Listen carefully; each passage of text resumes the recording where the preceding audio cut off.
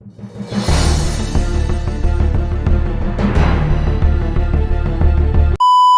content nito capping isip lamang kami po ay walling.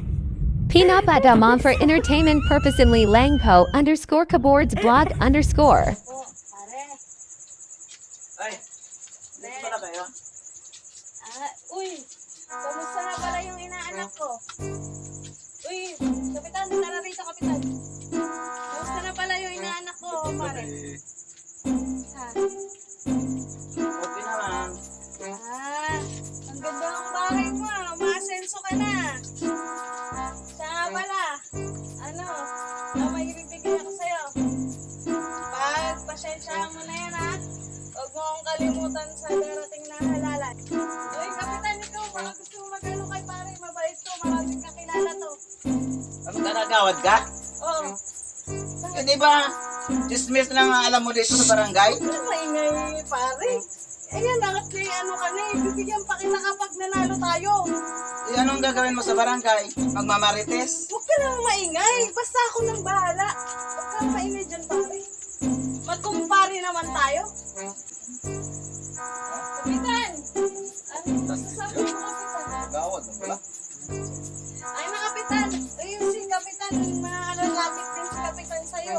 Si kapitan sa'yo. Ayos ah. O, yan na. Si kapitan. Yung Ayan, kape na. kapitan. Pwede sa adobo. Magkakapitan ka? Dapat, pag nagkapitan ka, siguraduhin mo na para sa bayan. Hindi yung Oo, makakaasa ka, pare. baka mamaya tatakbo ang kapitan para itakbo mo yung kaban ng bayan. Grabe ka naman, pare. Hindi naman Magtiwala ka ka. lang. Magtiwala ka lang sa amin. Ayun, ang dami na, napakamahal nga yung nabigay namin sa'yo, pare. Ikaw Okay, lang tama. binigyan namin ng ganyan. Amarites mo. Binibilang mo na agad. Ikaw na nabigyan namin ng ganyan, kumpare. Naku, yung iba dyan, sa'yo yung nabigay namin sa'yo, pang kape. Sige, maalis na kami, pare, ha.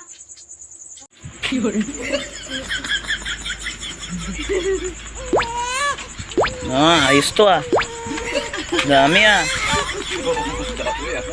Ito kapitan, kape. Kape tsaka ano. Kasi ito. Hi mga kaboards. Yo, what's up mga ka-boards? Ako pala si Boards Neil. Boards, Weng. Ayan, Boards Rizan. Ito ay for lang. For entertainment only. Purposes only. Huwag niyang seryosohin ha kasi biro-biro lang po. Nasa tao na yun kung matamaan pero biro lang sa amin. So nalalapit na eleksyon, mag-i-eleksyon na. Mag-i-eleksyon na boards. Yes, boards. Gusto lang namin yung mga nasa isip namin. Kasi napupuna namin. Mag-i-eleksyon na. Malapit, malayo-layo pa naman, isang buwan pa.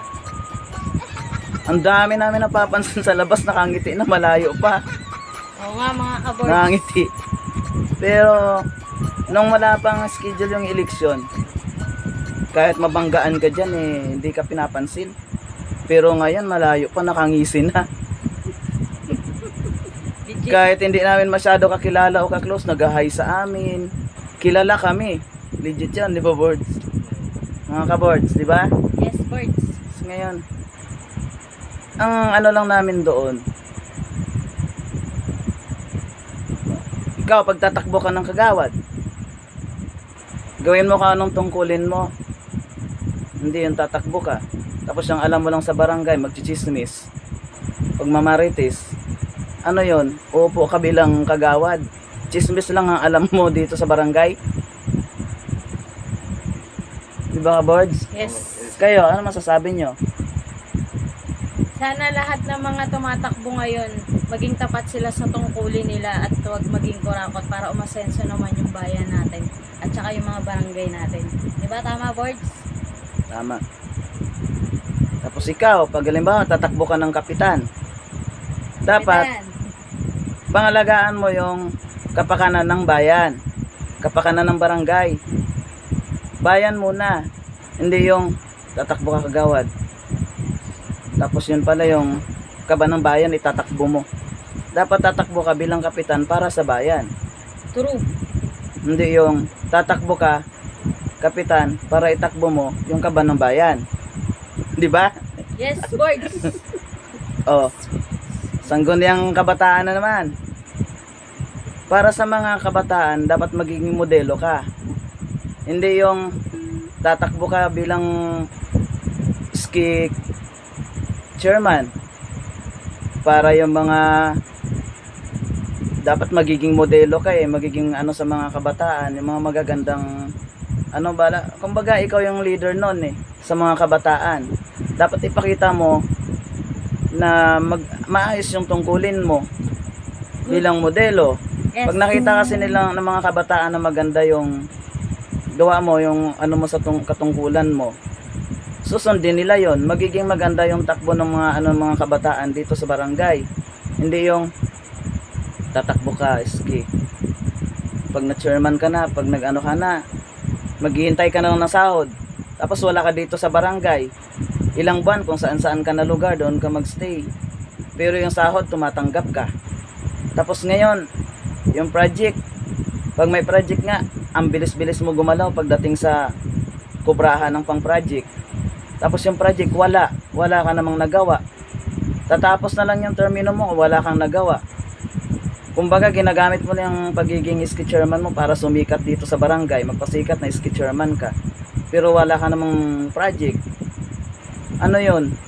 Nag-iipon ka lang para may pang tagay ka kung saan-saan, may pang libre ka sa mga kaibigan mo. Asan yung project mo? Dapat pag ganyan, pag ski chairman ka, magiging magandang modelo ka rin. Tsaka yung project talaga. Hindi yung wala ka nang nagawa, pero ang bilis mo tumanggap ng sahod. Ganun dapat, di ba mga kaboards? Yes. Bato-bato sa langit. Tamaan, huwag magalit. Bye-bye mga kaboards!